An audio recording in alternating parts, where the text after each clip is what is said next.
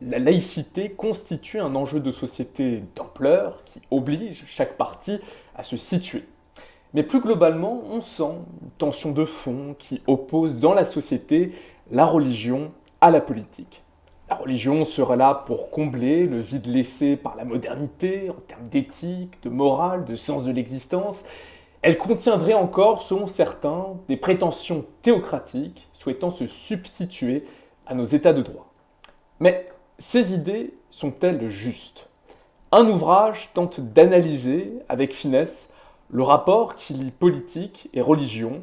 Cet ouvrage, c'est Crise de l'universel aux éditions PUF, coécrit par 4 auteurs. Et nous avons le plaisir aujourd'hui à Academ d'en recevoir 2 aujourd'hui. Bonjour à vous. D'abord, Danielle Cohen-Lévinas, bonjour. Merci d'avoir accepté notre invitation. Vous êtes donc professeure à l'université Paris-Sorbonne, fondatrice et responsable du Collège des études juives et de philosophie contemporaine Centre Emmanuel Lévinas et chercheur associé aux archives UCERL, au CNRS, l'ENS-CNRS de Paris. Et aussi Vincent Delcroix, bonjour à vous. Bonjour. Vous êtes philosophe, romancier et aussi directeur d'études en philosophie des religions à l'EPHE. Alors je vais d'abord commencer par une première question qui porte sur le titre de l'ouvrage, Crise de l'universel.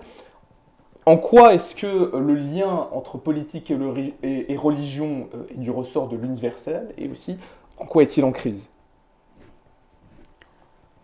La question de la crise concernant les relations entre philosophie et politique est une vieille affaire. Mon texte porte sur Hermann Cohen et à qui on doit aussi d'avoir en quelque sorte mis le doigt de manière très névralgique sur le fait qu'historiquement il y a de furieux combats, hein, c'est son expression, de furieux combats qui se sont joués sur la scène historique civilisationnelle entre on va dire, philosophie et théologie, religion de l'autre. Et il analyse dans La religion de la raison aux sources du judaïsme, il analyse très précisément ce phénomène, il remonte jusqu'à Maïmonide. Pourquoi? Parce que d'une certaine manière, à partir du moment, et ça c'est l'esprit on va dire, à la fois paulinien et hegelien qu'il a emporté dans notre civilisation, à partir du moment où on décrète la marche triomphante de la raison, où l'on décrète que la réalité est accomplie et que l'injonction est faite à l'homme d'être fils de son temps, on vit dans un oubli de quelque chose qui a précédé et qui succède de toute évidence à cette réalité accomplie. Et donc déjà Maïmonide avait fait revenir sur la scène philosophique, il avait joué non pas Aristote contre la parole des prophètes, mais la parole des prophètes à côté d'Aristote. Et d'une certaine manière, Hermann Cohen va non pas reproduire ce geste, mais le réactualiser. Dans une période, il est mort avant d'avoir connu les drames qui se sont joués en Europe, mais il les a fortement pressentis. Et celui peut-être qui a thématisé le mieux cette notion de crise, je crois que c'est Husserl en 1935. Je n'ai plus en tête la genèse de ce titre, peut-être que Vincent s'en souvient, mais il me semble tout de même que ça fait signe en direction de ce grand livre de Husserl, La Crisis, qui analyse naturellement en 1935, Husserl avait parfaitement compris ce qui se jouait, et il pensait que la manière peut-être d'opposer des résistances à cette notion de crise de l'universel, c'était une sorte de rajeunissement, par le rajeunissement, de l'incessant rajeunissement d'une pensée scientifique, rationnelle, entre les mains des philosophes. Je pense qu'on peut partir aussi d'une situation actuelle, c'est-à-dire l'idée que ce qui est en crise, ou ce qui serait en crise, c'est la manière de construire l'universel. Voilà. Et que l'universel lui-même est d'une certaine manière en but à un certain nombre de critiques. La manière dont on l'a construit. Écrasante, occidentalo-centrée, ne tenant pas compte soit de diversité culturelle, soit de diversité des traditions religieuses, et que la crise, en l'occurrence, c'est ça, c'est la manière, est-ce qu'on a besoin de l'universel encore? Est-ce que c'est un concept dangereux, aussi paradoxal que ça puisse paraître? Et comment on fait pour le construire? Et là, on rencontre, c'est un peu le propos du livre dans son globalité, on rencontrerait deux prétentions à l'universel, deux prétentions à la construire. Une prétention religieuse, une prétention politique, pour le dire vraiment très très rapidement. Bon, il faut interroger la manière dont le politique, et en particulier le politique démocratique, prétend construire cette universalité fondée sur les droits humains, sur une certaine forme de juridisme, à extension justement cosmopolitique et universelle, et puis une prétention religieuse à construire une image de l'homme qui transcende, par exemple, pour le dire vraiment très rapidement, qui transcende la diversité des cultures, qui renvoie à une situation originelle, éthique ou métaphysique même, de l'homme. Et du coup, il faut observer dans un second temps la manière dont ces deux prétentions à construire l'universel peuvent s'articuler, dont elles ont pu se confronter aussi, à un moment, peut-être la situation actuelle, à un moment donné, où cette articulation ne va plus de soi, si jamais elle a été de soi. Et ça nous invite aussi à comprendre comment, dans les démocraties politiques par exemple, et c'est pour ça qu'on en revient à la question de la laïcité, entre autres, c'est pas la seule question, mais à comprendre comment ça a pu s'articuler plus ou moins harmonieusement, et pourquoi ça entre en crise maintenant, avec des prétentions diverses, soit qu'on stigmatise ou fustige l'hégémonie de la raison politique, par exemple, ou l'extension de l'État, ou au contraire sa réduction à une société civile qui ne partage plus rien, où il n'y a plus d'universel, soit qu'on interroge de l'autre côté, oui, des prétentions, vous avez dit théocratiques, je pense qu'il faut être prudent avec l'emploi de ce terme, mais des prétentions, sinon sur plan B le politique, du moins, et moi c'est ça qui m'intéressait, à l'inquiéter. Voilà, inquiéter cette raison politique immanente. Alors justement, sur cet aspect d'autorité qui se dissout, qui est fragilisé, vous essayez d'aller, disons, une analyse de fond pour comprendre ce phénomène, et vous abordez deux points de vue. Le premier est celui de Carl Schmitt, le deuxième le vôtre, plutôt celui dont vous faites le porte-parole. Vous expliquez que selon Carl Schmitt, l'effondrement de l'autorité de l'État vient du recul de la religion, ou plutôt des structures religieuses qui soutenaient l'autorité de l'État. Et on sent vraiment un aspect très anti-libéral, très absolutiste dans cette conception-là. D'où vient cette pensée de Carl Schmitt? Quelles sont ses inspirations? Alors, bon, comme vous le savez, Carl Schmitt, c'est un auteur qu'il faut traiter vraiment avec une extrême prudence. Et de toute façon, ses intentions sont explicites. C'est-à-dire qu'il est clairement antidémocratique, clairement antilibéral, et que c'est le théoricien du nazisme. Quand même, il ne faut pas se cacher derrière son petit doigt. C'est pas seulement ça, mais son engagement, il est clair et net et épouvantable. Simplement, il se fait, ou il voudrait se faire l'héritier d'une longue tradition de la politique moderne. C'est pour ça que son étude sur Hobbes est particulièrement importante. C'est un ouvrage par ailleurs épouvantable, mais où, enfin, dans sa théologie politique et son ouvrage sur Hobbes, où cette idée fondamentale, on trouve cette idée fondamentale selon laquelle ce qui tient l'État moderne, c'est le concept de souveraineté, et ce concept de souveraineté, en réalité, c'est la traduction politique de catégories d'abord fondamentalement théologiques. Bon. Avec cette idée plus complexe que je l'énonce, mais avec cette idée qu'il y a une correspondance, pour dire vraiment de la manière la plus neutre, qu'il y a une correspondance entre des catégories théologiques proprement dites et des catégories politiques, ou plus précisément que les catégories politiques sont simplement la sécularisation des catégories religieuses et théologiques. Et qu'à mesure où ce socle ou ce soubassement théologique fort, solide, consistant justement s'effrite, se dissout, eh bien, la nature même de l'État est en proie à une dissolution qu'il juge catastrophique. Alors justement, ce qui est très intéressant, c'est que vous essayez d'aller contre cette idée que la religion soutient les structures de la souveraineté. Vous opposez un autre point de vue, qui d'ailleurs a été noté par le Carl Schmitt, c'est, disons, ce qu'il appelle un élément juif dans les théories modernes de l'État, qui est de dire qu'au contraire, il y a quelque chose dans la religion qui fragilise fondamentalement la souveraineté de l'État. Est-ce qu'au fond, vous ne faites pas porte-parole de ce point de vue juif en défendant l'idée que la religion participe, contrairement aux idées reçues peut-être, à diminuer l'autorité de l'État? D'une certaine manière, il faut...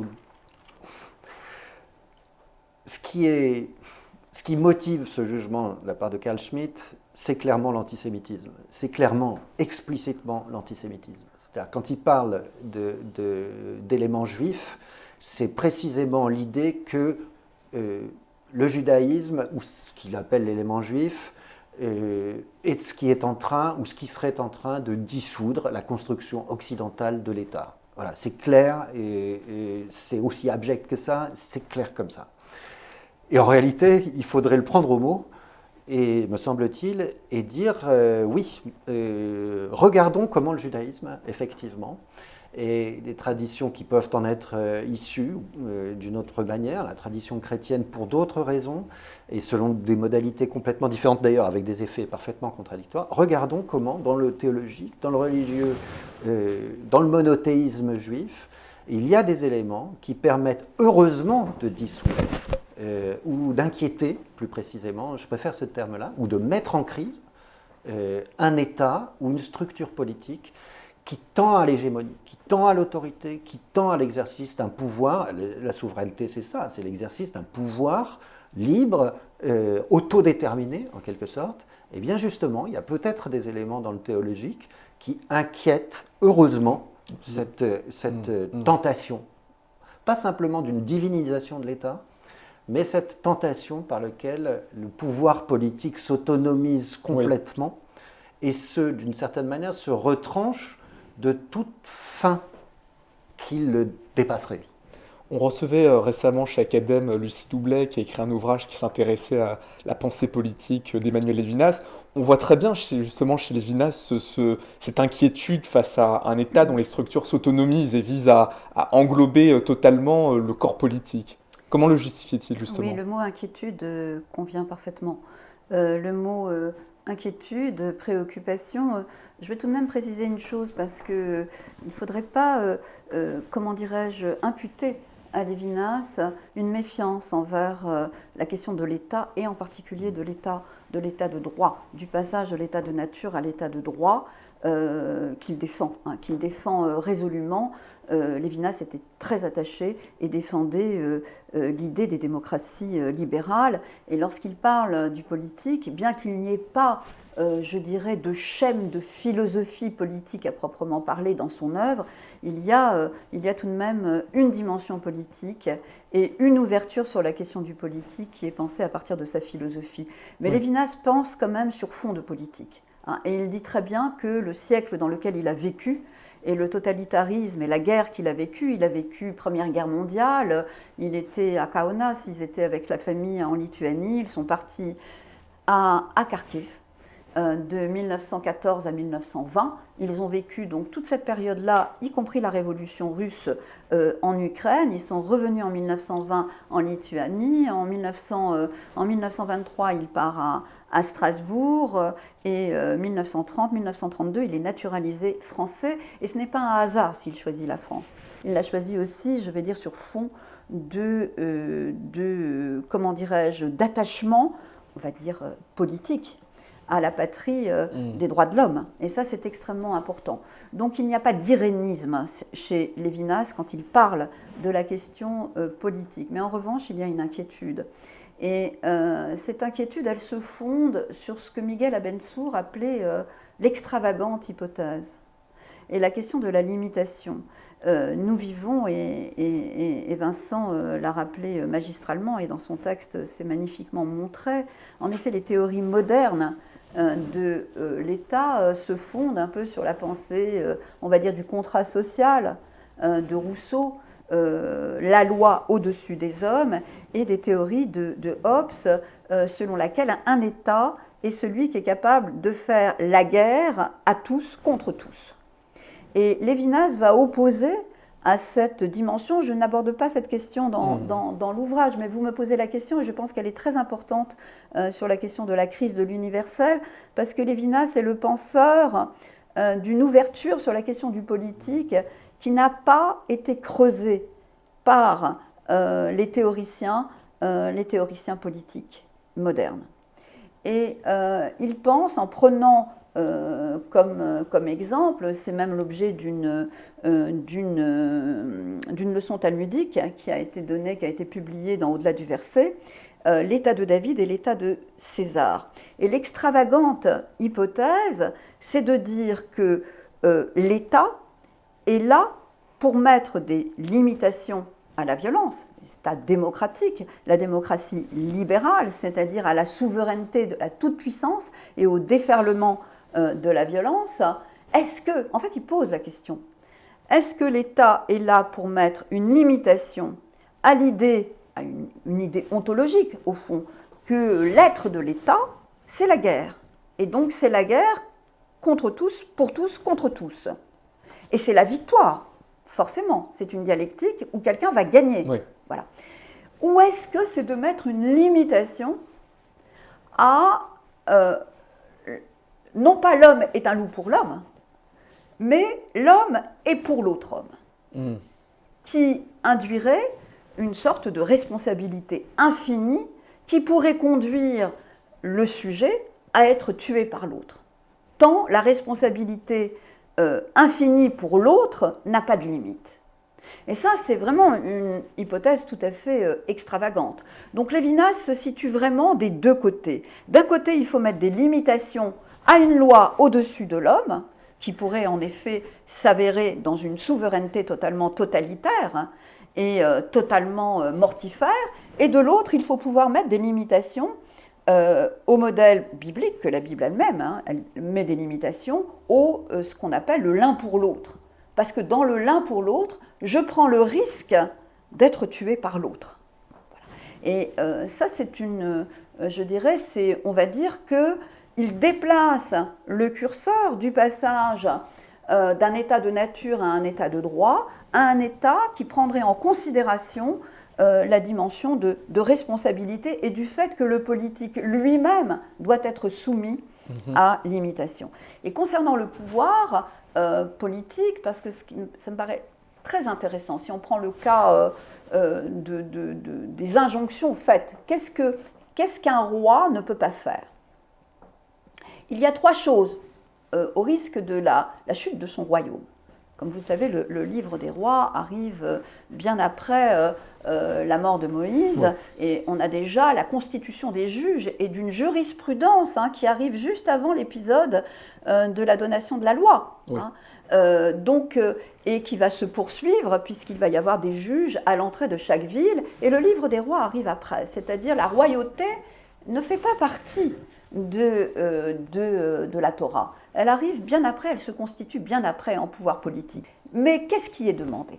Il est demandé au roi trois choses. 1, de ne pas avoir trop de chevaux. Alors naturellement, c'est sur un mode allégorique et métaphorique. De ne pas avoir trop de chevaux, parce que ça signifierait qu'il peut avoir la tentation de conquérir d'autres territoires, et de s'annexer d'autres territoires, et de faire la guerre, précisément.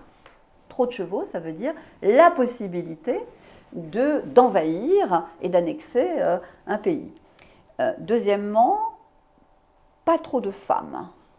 Non pas parce qu'il y a une espèce de morale qui voudrait condamner la polygamie, comme vous le savez, la Bible est une narration où la polygamie est tout à fait centrale, mais parce qu'il y aurait des conflits d'intérêts. Il pourrait y avoir différents descendants de différentes femmes et par conséquent des conflits d'intérêts politiques Bien sûr. qui mettraient en péril le royaume. Et troisième chose, pas trop d'or.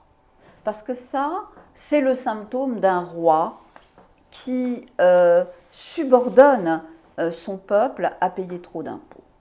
Voilà. Et voilà, alors je veux dire par là que même le roi, même la souveraineté la plus haute est soumise à l'imitation dans le droit hébraïque. Et c'est vrai que ça donne une inflexion tout à fait différente à la question de l'inquiétude.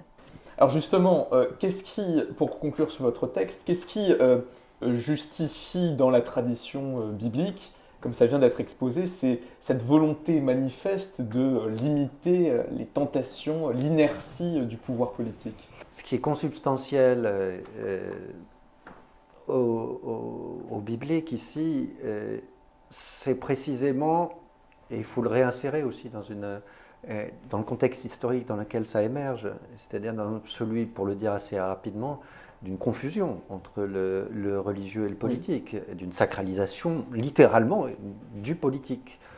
Et que l'invention géniale ici, c'est de désacraliser, de commencer à désacraliser, c'est-à-dire de faire passer une ligne, une coupure entre le religieux et le politique dont nous sommes les héritiers. C'est-à-dire que c'est absolument fondamental. Le prophète Samuel, d'ailleurs, quand il va parler aux Hébreux qui veulent instaurer une monarchie... Est-ce que vous le voulez vraiment? Et avec cette phrase de Dieu qui dit c'est un geste idolâtre, quelque part, de vouloir nommer un roi. Absolument, et avec ce qui se traduit justement dans cette inquiétude, attention aussi, mais avec cette idée qu'il y a aussi un retrait du divin. Il y a un retrait du divin de la chose politique qui est absolument fondamentale. Et c'est pour ça qu'il faut regarder cette crise de la souveraineté, ou ce que j'ai appelé comme tel, dans les deux sens. C'est-à-dire que, bien sûr, il y a une fondamentale désacralisation du politique, et donc une inquiétude portée à l'égard de la souveraineté qui cherche toujours à la recapter. Bon. Mais il y a un écho en retour aussi sur les conceptions proprement théologiques du divin et, j'allais dire, du Dieu souverain lui-même. C'est-à-dire de cette manière d'employer des catégories qui sont aussi des catégories politiques pour comprendre le religieux et le théologique ici. Et que cette crise, elle se fait dans les deux sens. Et encore une fois, j'insiste sur le caractère heureux de cette crise, justement. C'est qu'il est absolument nécessaire, non pas simplement de séparer, au contraire, mais d'introduire une coupure entre les deux qui permet d'articuler autrement. Et je pense que c'est ça l'invention géniale, en l'occurrence. L'invention absolument nécessaire qui consiste à la fois introduire un ordre autonome de l'humain, qu'on nommera politique, et en même temps, non pas une surveillance soupçonneuse sur cet ordre politique, mais en tout cas la conscience que cette autonomie a besoin ou elle ne peut pas avoir de sens autrement qu'en s'articulant avec autre chose. Voilà. Et qu'il faut justement cette espèce finalement, c'est ce que je dis, cette espèce de crise permanente de la souveraineté politique qui s'appelle la démocratie, qui s'appelle proprement la démocratie. Ou cette démocratie à venir dont parle Derrida et sur laquelle à partir de laquelle on peut penser d'autres, c'est ce que rappelait Daniel, à partir de laquelle on peut penser d'autres principes du politique. Comme vous l'avez exposé déjà, votre texte s'intéresse à, disons, cette articulation politique et religieuse dans la pensée d'Hermann Cohen et d'Emmanuel Levinas. Alors, vous dites que le rôle de la loi juive dans la pensée de Hermann Cohen, c'est, je cite, de viser la découverte de l'homme comme autrui, donc la mise en valeur de l'altérité, non pas comme une donnée accessoire du monde, mais comme quelque chose, un pivot central de la pensée politique et éthique. Quels sont, selon vous, les fondements métaphysiques qui justifient cette préoccupation de l'altérité dans le judaïsme? Alors peut-être que je vais passer par un petit épisode justement de l'Exode qui me paraît très très très significatif et sur lequel j'ai écrit récemment et qui m'est apparu vraiment de manière tout à fait essentielle. Hein. C'est le moment où les Bnei Israël, les enfants d'Israël, vont commettre l'irréparable. Ils vont s'adonner en l'absence de Moïse, qui est, je le rappelle, évidemment le plus grand prophète de la Bible, mais quand même un législateur, Oui, un bien homme sûr. de loi. Voilà. Et que les premières tables qui ont été brisées, écrites du doigt de Dieu, ont été réécrites, certes, sous dictée de Dieu, c'est-à-dire sous inspiration divine, mais par un homme. Ça, c'est extrêmement important.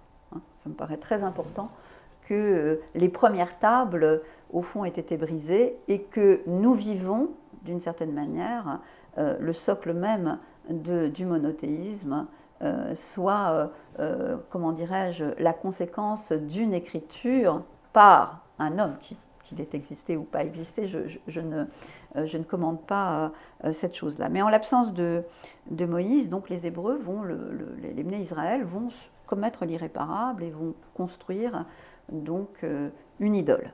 Ils ont besoin de croire à ce qu'ils voient. Ils ont besoin de s'identifier à une réalité dite accomplie en termes hégéliens.